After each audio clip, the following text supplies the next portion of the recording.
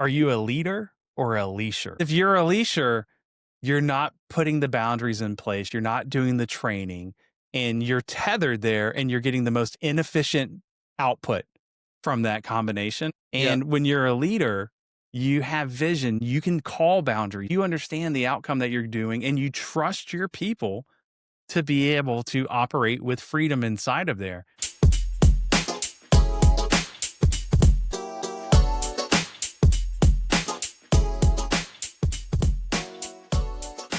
All right. Welcome. Super excited. This is our first episode for our Talent Leadership Blueprint, and I am very excited about the person that we've got joining us. Let me go ahead and just kind of walk through his LinkedIn profile. I feel like what I know in the industry about Chris, he's a leader of leaders. He spent a lot of time within ERP. Also, like if I look at the last couple titles, he's been a VP of construction ERP sales at Sage.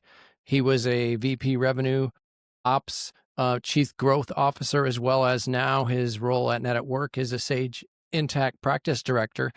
But Chris, what do you tell people when you meet them? Well, first off, I tell them, is there really another name besides Chris that's better in the world? So, I mean, that's the first place I start. The second place is, I would say, those roles in the companies I've worked with, and I think this would make for some fun topics today, is I love, at the heart of it, is strategy and leadership. Two of my most favorite things to discuss. And I would say if there's anything else about me that you didn't cover, that would be it.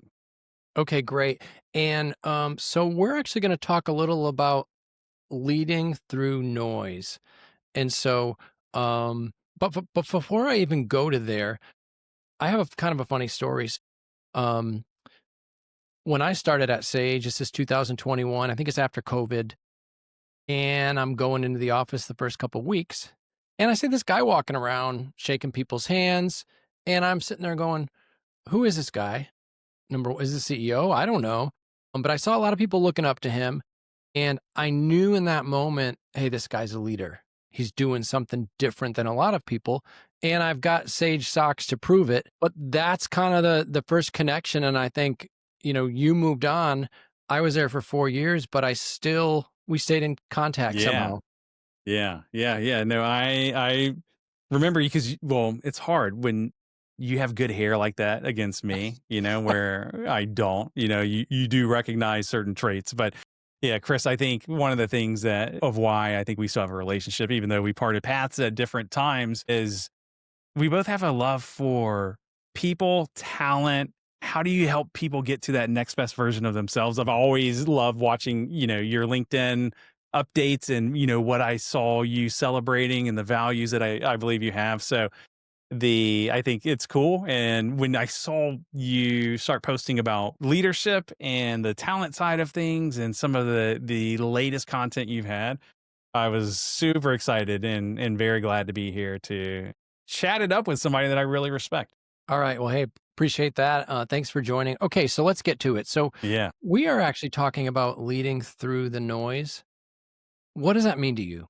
Yeah. When I think about, if businesses were easy and there was no friction inside of it, it takes away what we're hired to do, right? And when we think about the complexity inside of a business, is you have, depending on the size of business, but let's just take an organization that has 1,000 people.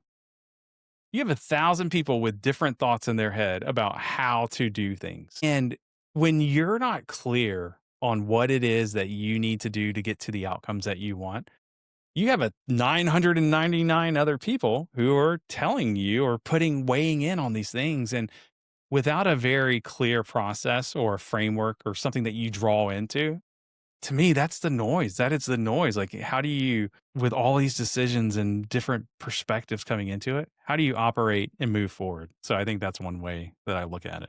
So you're saying clarity. It's funny because if you look at the job market right now, that is the number one thing from the outside looking in that people are frustrated about. And it's not only applying for jobs, but I think it's also you get a job. What's that onboarding like? Yeah. Are they taking you to lunch? Are they telling you what you're actually going to do? Like most people don't know what the environment's gonna be like until their butt is in the seat. Yeah. They've got the badge and they're walking around and they're like, "Okay, like, what does this look like?" And I Yeah. think so how do you set those expectations to start? Like, let's say that you hired me. Yeah. What does that look like? Yeah. All right. So I believe that, so I talked about clarity, but people need to get anchored into something. So if you don't know where you're going, how do you go and work with some type of velocity and speed and effort to be able to move in a direction that you feel removes the uncertainty and puts you into more certainty? So for me personally, one of the leadership things that I really focus on is, do I know where I'm going? Because how the heck am I going to get people to come along with me if I can't tell the story about this is where we're going? Right. So I believe in one of the key pieces of leadership is you need to know what the destination in the future is. Where are we going? And you need to be able to bring people along around how are we planning to get there. And you have strategic bets, you have strategic vision that you're sharing. If you don't share that information, you're then basically you're taking the fun of, oh, we want to go and get $10 million or we want to grow by X. And then you're taking all the hard thinking and you're pushing it down in the organization and going, well, I'm not going to figure that out. I just pick a little place in the future. And now you have all of this very unstructured thinking happening in the business that you're not getting in on. So, and I just think that's unfair. So I guess, if I were to answer it, Chris, for me personally, I'm bringing you into the organization. I want to make sure you're clear. You know where we're going. You understand the resources we have at our disposal to get there. And you feel like you have the autonomy to be able to use your best thinking to move our business forward for the boundaries Okay. that you have around you. That's really good, and I see that right away when people start and they have a clear vision, they know what their Hmm. job is, and it's that what does it take? 30, 60, 90 days. People wanna feel settled. Yeah. They don't wanna feel like every day they're learning how to do something that they should already know, Yeah. and where do they get all that information? Okay, so that's a really good point.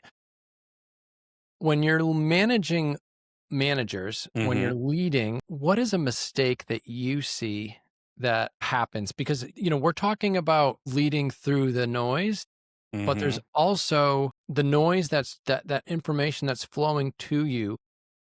And how do you set that trajectory for your team and just not be so responsive about every little minute detail Yeah. and get them going in the weeds? Because I feel like that creates chaos very quickly. I agree. So I'm going to share a couple of thoughts on this. One is, um, I've spent a ton of time really trying to grasp my own definition of strategy. And because you hear, like, inside of, okay, the noise inside of a business, strategy, a plan, are you doing goals and targets? And all of a sudden people have all these different definitions. And you're like, I don't even really know what like you're asking from me. So there's a principle that I gravitate towards called that is there is no freedom without boundaries. And I'm going to go through a little analogy here of kind of bringing this to life, and I'm going to bring strategy into it. Imagine, Chris, you actually, I think you have moved into a new home, but imagine you move into a new home, okay, and you have a dog, and you move into this new home. It's a new neighborhood, and there's no fence in the backyard. You haven't built it yet. Your dog then has to wait for you to take it out on the leash. And this is an untrained dog, right? So let's just imagine it's a new, and so every time it needs to go outside, it has to go out on a leash and it's restricted and it can only go out when you go out.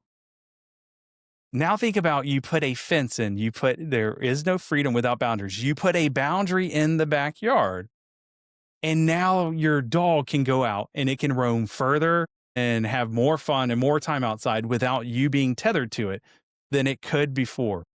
And the risk of that is if you didn't have that boundary there, the dog could have run off. If you didn't have it on a leash, it'd run off. It can get hit by a car. Something bad can happen. And so when I think about strategy inside of a organization, a strategy gives that boundary to the employees, to the organization to go, this is the autonomy you have. It's within inside of here. When you do it really clear, you're allowing that person to come untethered and go and do everything and roam further and farther than they could before. That's where when I think about managers inside of like what does leadership have to do?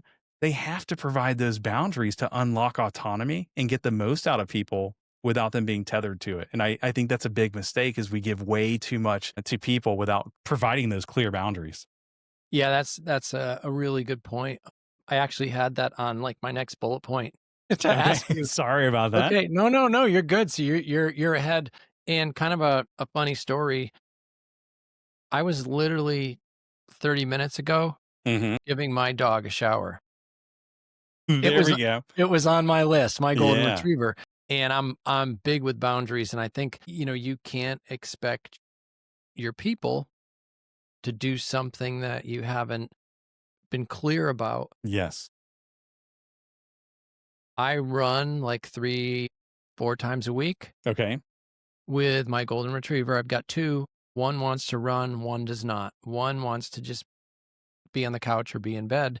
When I put my running shoes on, one of them is next to me by my side wherever I go, Yeah. following me like, "Okay, we're doing it, right?" And the other one is looking at me like, "We're not doing it," and he's out, like, he's running away from me. That's funny. But boundaries wise, I taught him. He's 4 now, but when he was a puppy, no leash. So, it's funny that because I trained him that way, I run around the neighborhood. I have a little beeper collar on him that I beep, so, like, if Yeah. he gets close to a car or something like that. But it's hilarious because I'm running, like, literally this morning, Yeah. and there's people with their dogs walking by me, looking at me like, "Are you insane?" How, like, they don't understand. Yeah. And my dog is Dexter's running by them, looking at them like, "Nice dog. Why is he on a leash?" Like, Yeah. Yeah. he's almost looking at him like, and I feel like that from a leadership standpoint, that analogy is no different than you being clear, you setting boundaries on your team. Yeah. There will be other teams that your team interacts with within the same company that won't have that same structure. Yeah. So here's what's funny is you just made this thought pop in my head, and I promise you guys this is not pre-planned. It's like, are you a leader or a leasher? Right, right. Hey, there you go. Because if you're a leasher, you're not putting the boundaries in place, you're not doing the training, and you're tethered there, and you're getting the most inefficient output from that combination. And when you're a leader, you have vision, you can call boundaries, you understand the outcome that you're doing, and you trust your people to be able to operate with freedom inside of there. And when that trust is there, obviously that creates, kind of the magic of getting to output and production that just feels good. But it's also not to go to reference too many different outside sources, but I remember watching, this is an older video, I think it's back from like 2009 or 10, and it was somebody doing this whole whiteboard kind of drawing out the cartoon piece to it. And it was about um autonomy, mastery, and purpose. Those are the three things that people look for in a job and or in a role. And if you don't give people autonomy, they don't feel like they have a chance to master and get better, and they don't have purpose, they lose their energy, they lose their passion Right. for this. Yep. And but again, autonomy in one aspect is need you to give me the freedom to walk around in the boundaries I have. And if you tether me all day, Chris, we know that's where people get, I mean, I would get frustrated. You put a ceiling on me, I am ornery, like I'm not happy. Yeah, yeah, yeah. No, no, I was actually just taking notes. That's so good. I think it sounds so simple too. It really does, but business gets in the way, Mhm. people get in the way, and sometimes you're surrounded by people that don't have the same strategy.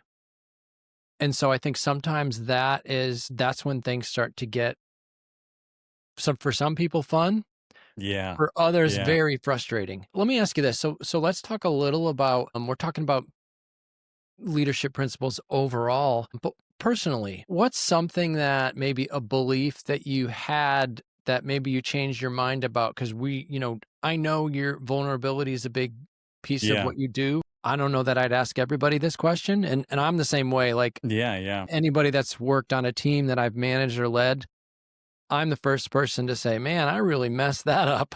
Yeah. Right. And I need help. And if you come to your team and you're asking them, hey, you know what? We can do this, but I need your help on something. Yeah. They're all in it because you're not telling them, "Hey, you know what? Well, you really messed that up," and they know you're talking about yourself. But Yeah. what's a belief that you've had maybe that you've changed your mind about over the years? Yeah. I would say I always think about things as or like I love the thought of life in seasons.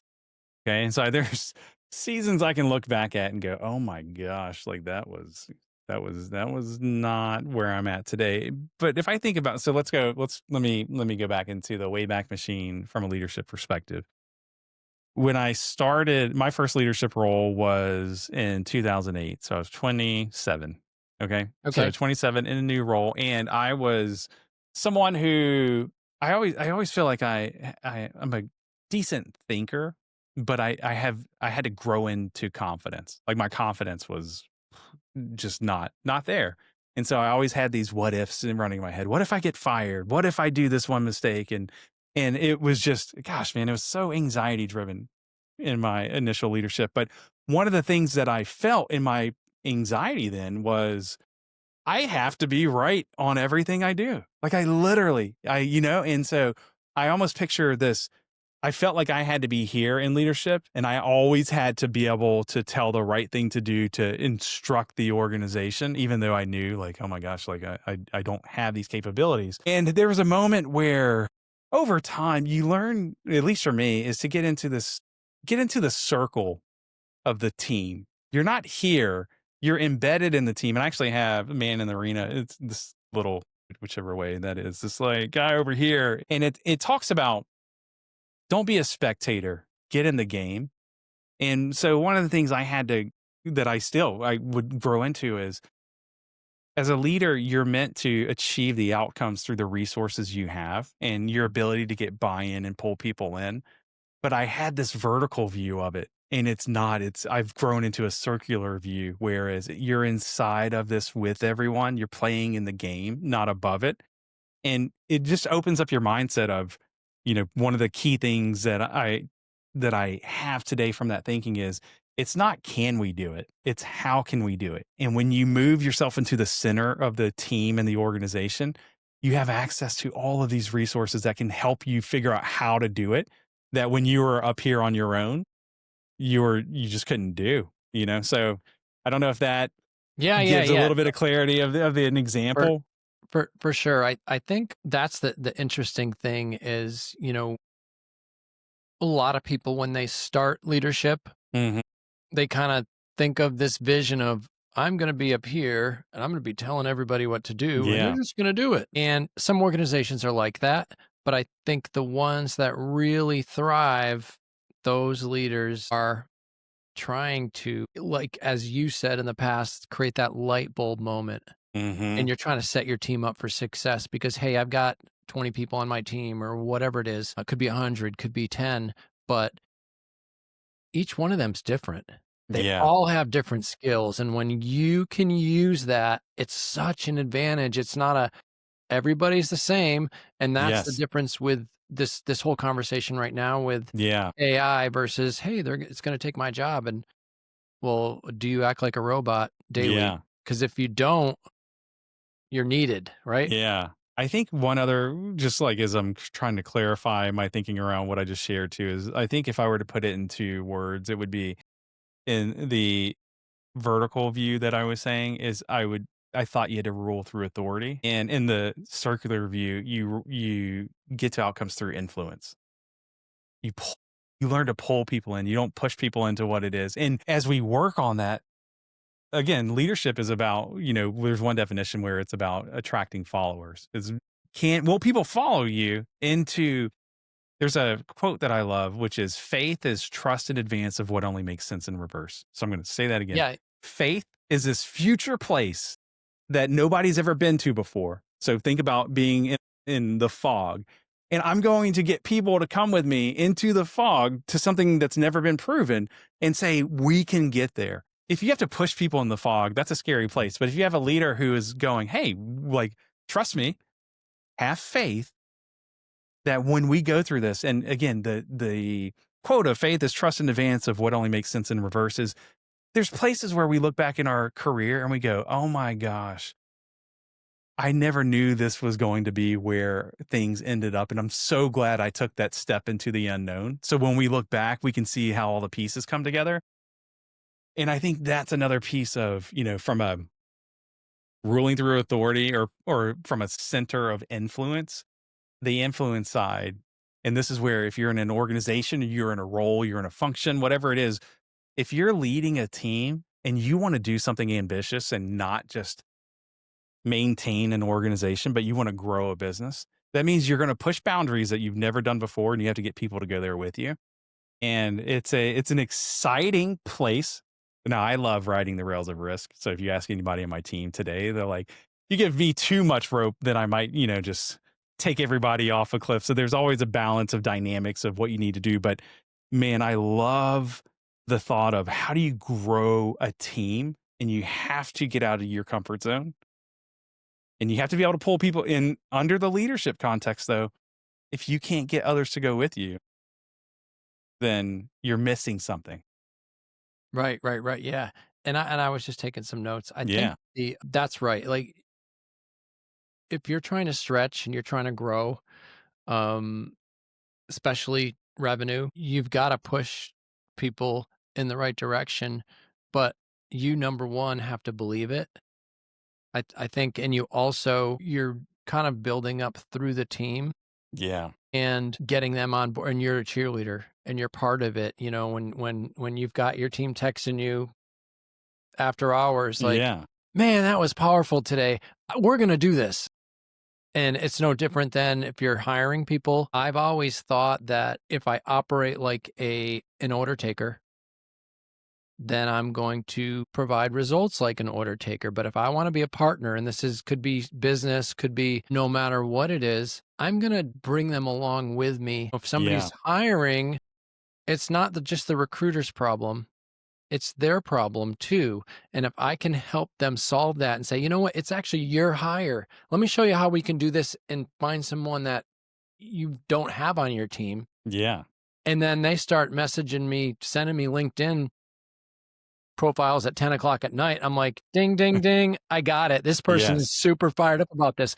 And when they're interviewing, that passion's through the roof. It's Yeah. not, hey, yeah, so you're gonna join my team and yeah, we're just gonna be doing spreadsheets and like no, they're like, tell me how this job is gonna change your life. Like, Yes. I'm gonna help you grow. And that's a whole different but anyways, I'm getting off No, I love it though. I love it. topic, but I Yeah. think from our standpoint, those are good things. Okay, so let's do just a quick something fun, rapid Okay. fire questions to you. So and we might have covered some of these. What's the best advice you've ever received?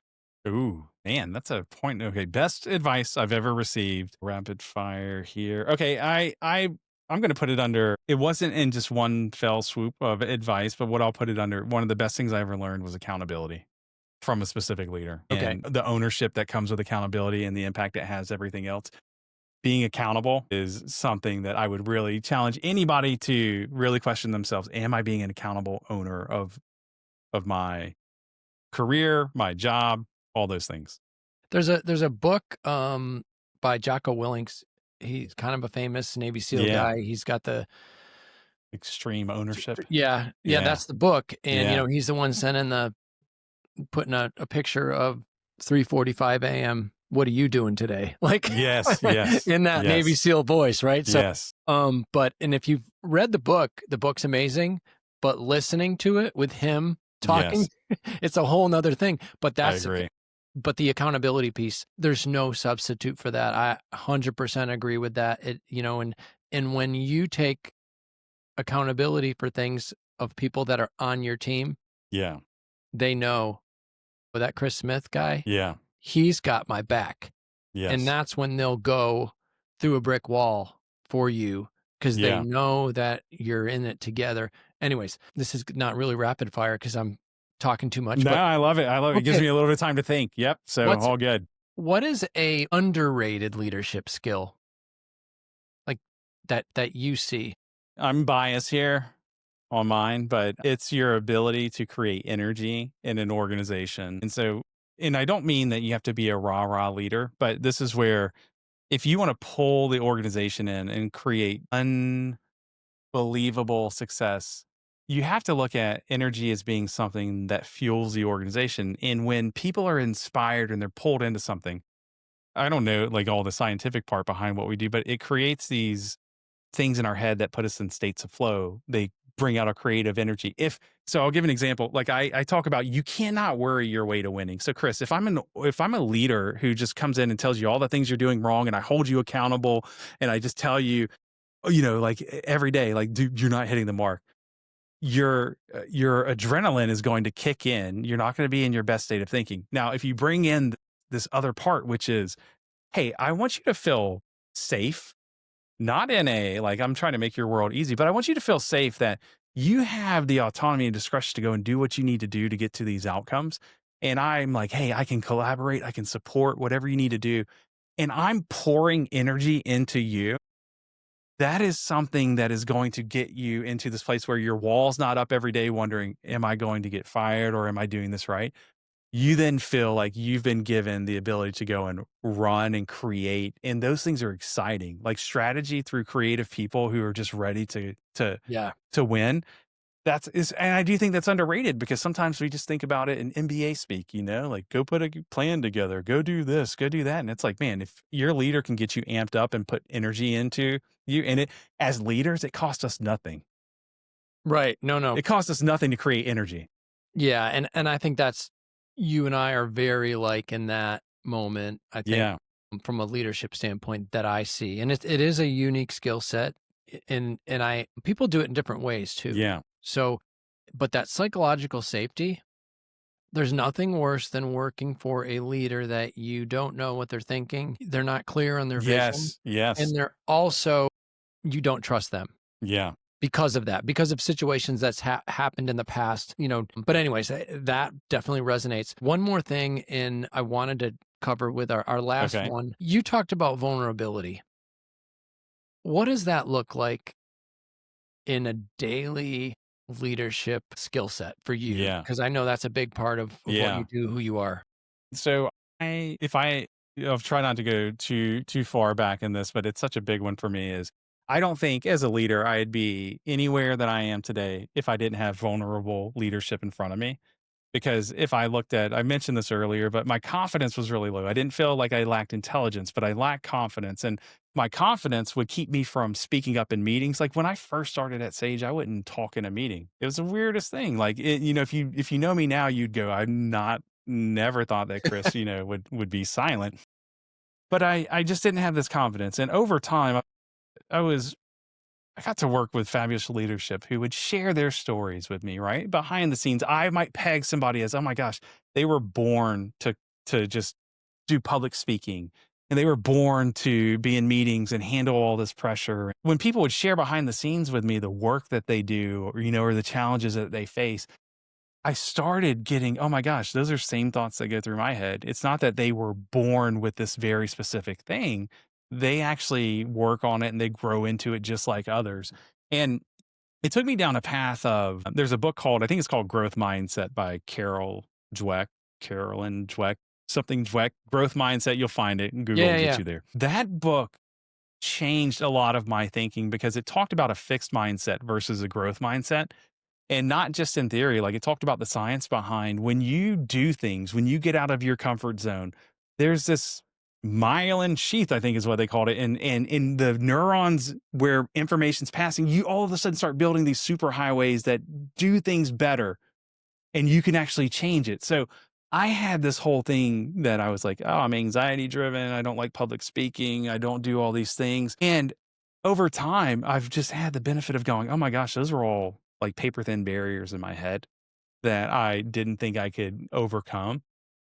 But part of what got me there is just people who would share, like, oh my gosh, I had this happen. They made me feel human. And that part of it alone, I think just opened up where I was like, and I'm so glad because I feel like I have so much to give professionally. But had I listened to that narrative in my head about you can't do this or you'll never do this or you weren't born with this, I would have locked up all of that goodness that I'm able to provide professionally, and I would have stayed withdrawn. And so vulnerability for me personally, because I would say I'm more on the introverted side, and I'm a deep thinker, and I am wired for anxiety. Vulnerability helped me unlock it to go, that's not, it's not you, and everybody else is born that way. And for me personally, it was just a big thing. Right. No, no, that's that. Thanks for sharing. I think it's a really interesting way you put it because leaders, true leaders, will set the stage, but they'll also pull that. They're pulling and going, "Hey, you know what? I see more out of Yeah. Chris, and how do I get him there?" And they're thinking about it. And leading a team of extroverts, introverts, not even getting into the whole diversity topic, but Yeah. people are different, and you can't just like your children, you can't raise them all the same. Yeah. And so the way that I look at it as how do I get this pull this out? And I remember early on at Sage when I started and I hired somebody in the team and I'm like, she is going to be fantastic, but I wasn't sure and I didn't know enough about and I opened up and I'm just me. I'm open up Yeah. meeting Yeah. and I'm like, "Okay, how's it going everybody? How's everybody doing?" And I'm like, boom, boom, boom, boom, boom. I'm asking them questions and only the extroverts are really interacting and Yeah. the introverts are kind of like giving me quick answers, but they're not real answers Yeah. because they're not comfortable at this point. And then that individual sent me a note on Monday or Tuesday and said, "Hey, you know what? Those questions you asked, here's all my answers." Yeah. And it Yeah. was this long Yeah. thing, and I'm like, "Wow." But it was the thoughtful piece, right? But I'm like, "How do I get that out of her in the next meeting?" I had to be better as a leader, and I had to prepare and send Yeah.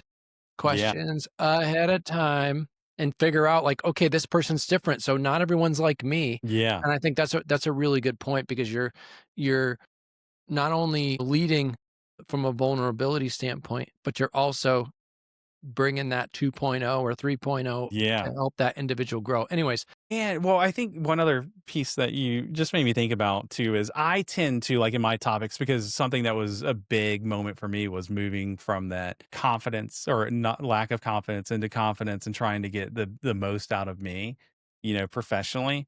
But the other side too is, it's there's so many different places where we think about vulnerability. So let's take the introversion and extroversion off the table for a second and go, somebody who's newer into their role, who has not had a lot of time, like they're forming their thinking. For them, it might be my vulnerability around strategy. It's like, hey, you always, when I was earlier in my career, one of the things that I continue to develop, but is how do I get to the outcome? And sometimes we start inside of just doing activity because we don't even know the framework around how to outcome based thinking. And so then you start getting into things about, let me share with you like how I learned like to start developing that strategic muscle. And all of a sudden they go, oh, strategy. Like, you know what? I've heard strategy as a buzzword, but I haven't really thought about what that means. And so it's just, there's so many different ways that we can be vulnerable and just share moments in time that doesn't matter if you're introverted, extroverted, if you're smart, if you've been inside of something. We all have different elements that we can share that can kind of unlock something that we had no idea was holding somebody back. no, that's awesome. Well, anyways, all right. So in closing, I just want to give people some takeaways Okay. from our conversation, just to see number one if I was paying attention, Yeah. but Yeah. number two, one of the things we talked about, obviously, if we're going, we talked about the vulnerability piece a couple times. I think that's a key thing from a leadership standpoint. I love that. And this is your next book. Are you a leader or a leasher? Oh, there we go. That right there is just a great. Anyone that has a dog completely Yeah. understands that. You also talked about influence piece of things, Hmm. the faith part of building that amongst your team and then pulling people out of comfort zones.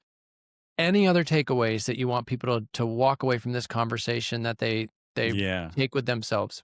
I do. This could be a whole nother topic on its own, but I believe continuous learning is the key to growth. And if you find yourself in a place where you feel pressure to do better, but you've lost your way in learning, re-engage with learning. There's no better time right now to have more access to any type of content that we want to learn. And I have a quote here that I love, which is you can't give what you don't have. So as a leader, if you're not pouring into yourself through new information, you can't pass it on. And as a leader, you're meant to create more value. That's awesome. All right. Well, I really appreciate Yeah, your I love time, this. Chris. Where can listeners find you? Well, I would say if you can post inside of if you have a link to my LinkedIn profile, that's probably where I'm most active from a Okay, business perspective. I don't know my LinkedIn URL off the top of that's my okay. head, but Well, yeah, post it in here. But on LinkedIn, I love engaging with content there. Feel free to reach out. all right. Well, thank you for joining us, Yeah. everyone else, and reach out to one of the Chris's. We would love to hear from you. And I think, as we keep saying, as when the leaders get better, everyone else gets better, and it's better for the company as well. So, thanks again.